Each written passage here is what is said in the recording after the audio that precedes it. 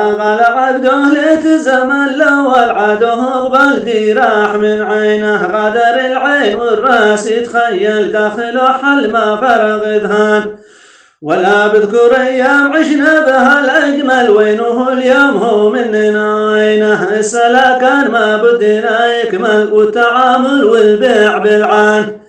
لو التتم كان سرات بالميل بالمجالس والناس مسطانه لته اليوم بالطيب يتوصل ذي فقدنا ويعود بأحسان